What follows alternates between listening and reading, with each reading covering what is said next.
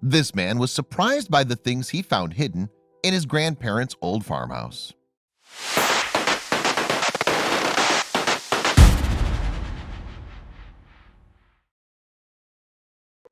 The passing of a loved one is never easy. For the man at the heart of this story, he found out that his grandparents had passed away and left behind a dilapidated farmhouse. The man who inherited the farmhouse had no idea that there was something very precious resting just under his feet. He had big plans for fixing the house up and selling it to make a bit of a profit. It was during the renovations that he'd find something completely unexpected. This find would affect him for the rest of his life and completely change it. In Tennessee, there are plenty of old farmhouses and farms where people have worked the land for a generation. Our story takes place in rural Tennessee, where a young man inherited his grandparents' dilapidated old farmhouse. For many years, the grandparents of a Reddit user named Eric had farmed this land. They'd raised their children here and didn't want to leave. It was only when tragedy struck that the elderly couple was forced to finally leave their homestead and move on to a home that was more manageable for their age.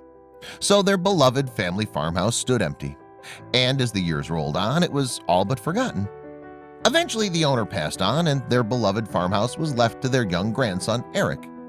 Obviously, being fresh out of college, their grandson didn't know much about farming, and by that point, the once-loved family home had fallen into disrepair. The home had been empty for decades, and no one had been around to take care of it. As time marched on, the farmhouse was left behind, and while Eric had some great memories of the old house, the house of his memories was now falling apart. When he heard about his grandparents passing, he never assumed that he'd be the one to inherit the land. When Eric found out that he knew that he would have a lot of work ahead of him. He headed out to the farm and began to assess the existing structures. It was clear that he had his work cut out for him. The reason that the farmhouse was in such a state of disrepair was that Eric's grandparents had been struck by tragedy twice. Eric's grandfather had always been a healthy man until he was diagnosed with lung cancer. After a lot of debate, his grandfather and grandmother knew they could no longer live remotely. They needed to be able to go to the oncology unit of a hospital in the city, and they would need the support of their family during this time. Thus, in 1997, the pair left the farmhouse, moved to the city, and never returned to their land. Time would only tell what would happen to their old house. As soon as Eric's grandparents left the farm for the city, it became clear that no other family members were interested in running the farm. The family decided not to sell it until they knew how his grandfather was responding to treatment. There was a chance that he would recover and be able to return to the place he loved most. While Eric's grandparents were away, the farm remained neglected until eventually the structures began to fall apart. The farm was largely forgotten by the family for about 3 decades. One more tragedy would strike, which would finally land the farm in Eric's hands. Eric's grandfather did not recover from his cancer, and he passed away from it. Then, about a decade later, Eric's father suddenly passed away in 2009. His grandmother had passed shortly after his grandfather. It was a tough couple of decades for the family. Nobody knew what to do with the farmhouse, but Eric's father had willed it to him upon his passing. Now it was up to Eric to completely overhaul the house and see what he could salvage. What was waiting for him would be more valuable than anything else on the property. His grandparents had given him a real gift, except Eric didn't realize it yet. As Eric grew up, there was one book that his grandparents loved to read to him. It was the classic Treasure Island by Robert Louis Stevenson. Eric's grandfather had once been a seaman, and he loved to tell tales of his time sailing the 7 seas. He even claimed to have once encountered pirates, and those memories of listening to his granddad tell him tales of pirates and conquest are some of the fondest Eric had ever had. Eric always thought that these stories were exaggerations, used to entertain him as a child. It was actually much closer to reality than he could ever imagine. Once Eric had decided to head to the farm and begin renovating it, he knew he'd have the sad task of going through all his grandparents' old things. It was a hard thing to do because he really missed them so much. The whole drive to the farmhouse, Eric thought about all the great times he had with his grandparents and at the house. When Eric arrived at the house, it was worse than he had imagined. Everything his grandparents had ever collected still stood in the dusty old home, and decades of dust and cobwebs coated every surface. Some parts of the wooden house had begun to rot away, and the house looked incredibly neglected. Eric wandered around the premises and decided if he was going to be able to sell this property, it would need some TLC. But would Eric have the strength to part with his family's old home? Before Eric could begin to fix up the house, he needed to take stock of what was in the rooms. He was hoping there might be a few antiques that he could sell or refurbish. Eric was sure that there might even be some objects that his grandparents had hidden around the house. Often his parents and uncle had teased about his grandfather's old treasure hidden. Was it real?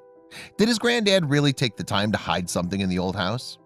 So Eric decided he would take the time to search, and in a way, it was like one final adventure with his granddad, just like all those old pirate stories his granddad used to tell him.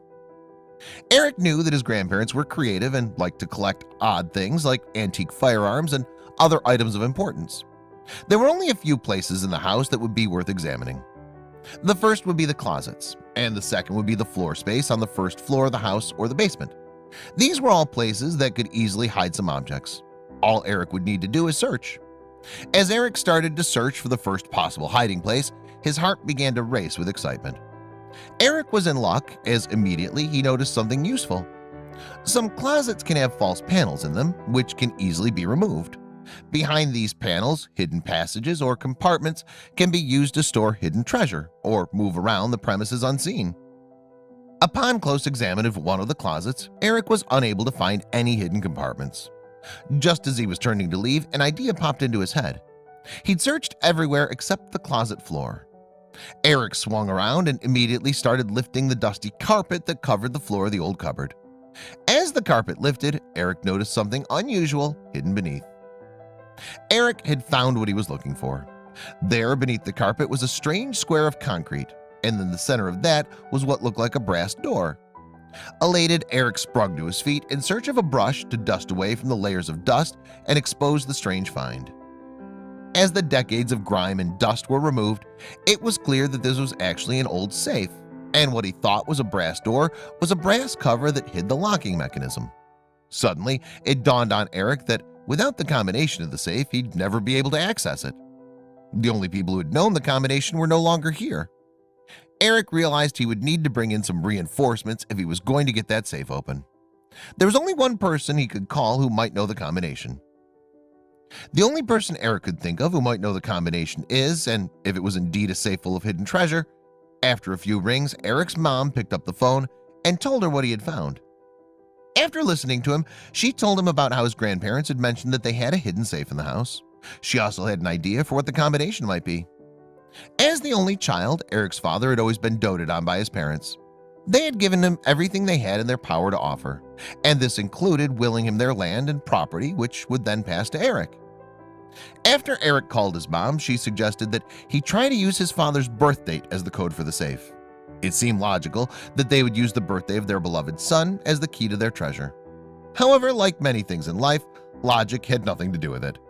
After numerous attempts at opening the safe, Eric finally had to accept that he just didn't know the right code, and that the locking mechanism might have been faulty after so many years.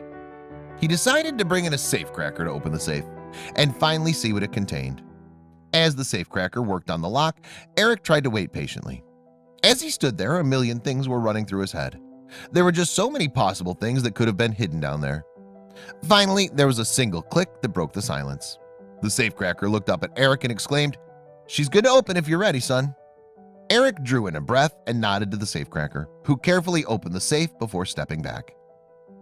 After days of waiting, Eric was finally looking at the open safe. For quite some time, Eric stood over the safe looking in. Finally, he plucked up the courage to bend down and reach inside. With his hands, Eric could feel lock boxes and paper. Eric pulled out the first thing he could grab, and then he began to pull out what looked like a series of old books. He'd been hoping to pull out rare artifacts or antique firearms that could be worth a lot of money at auction. Instead, he was greeted with a bunch of dirty old books, which didn't even have titles. He'd need to open up these books to find out what the real treasure was.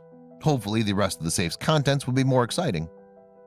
Eric opened up the book and found himself staring down, not at pages, but instead at plastic sleeves with rare and unusual coins.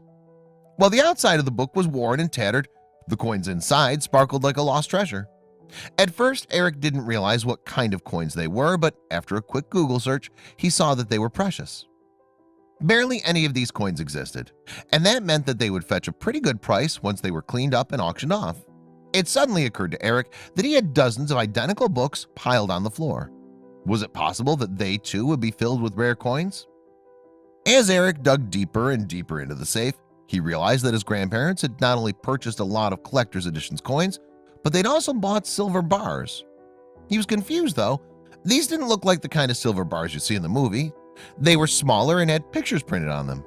He would need to scrutinize these and possibly bring them to a historian to find out what they are. Each of the silver bars had a date printed on them. This signified when the state was created in the United States. They're precious because they commemorate a critical time in American history. However, they were not the most valuable thing in the vault. There was something much more precious just waiting for Eric to find it. All he needed to do was dig a little deeper.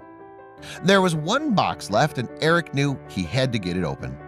The box contained his grandmother's jewelry, which, while not worth much in terms of money, was worth a lot in terms of sentimental value. Eric hadn't known his grandmother very well, but he'd always remembered her as a kind old woman. She and his grandfather had left him a treasure trove in the safe, which he truly appreciated. Eric thought he'd finally reached the end of the safe when he came across a coffee table with a locked drawer. Inside that drawer was yet another safe. He figured that this safe would contain the most valuable items of all and could not wait to get it open. Within that safe was a collection of antique firearms. Eric couldn't believe his good fortune. This house literally had a pirate's worth of treasure stashed in it. There had been a collection of rather sodden bills in the safe, which Eric didn't think were particularly valuable until he noticed one thing. The bills had Joseph Barr's signature on them. He'd only been in office as United States of America's treasurer for a month, which meant very few of these dollar bills had ever been circulated. If they could be preserved, then these too would be worth something. With his treasure trove spread out before him, Eric knew that he would need some expert advice on how much each of the individual pieces was worth. Because Eric had been sharing his story with the Reddit community all this time, he decided to ask them if there were any experts in the audience. As soon as he posted the question, he was flooded with responses and comments. The community would help him price it all out. All the coins and the banknotes were incredibly valuable. It turns out that coins and banknotes kept in a safe tend to be in better condition than most, which actually makes them worth more. A Redditor explained this to Eric. Even if a coin or bill is slightly damaged, it can still be worth significantly more than one simply found on the earth. They've been preserved by people who know how much they're worth.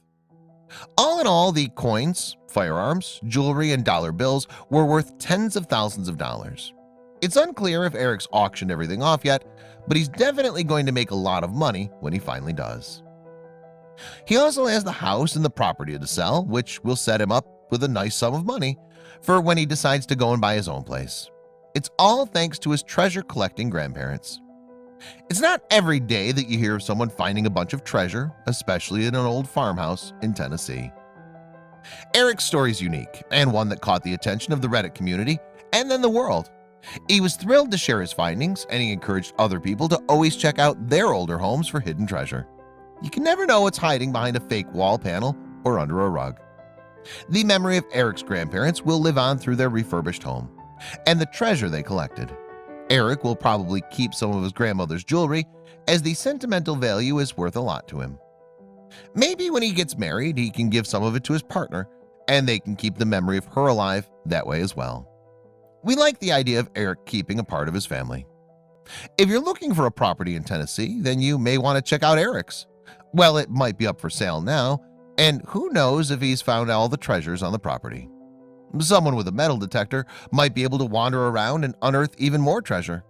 Eric may have already done this himself, but you can never know what'll be found. Maybe you should check your own property.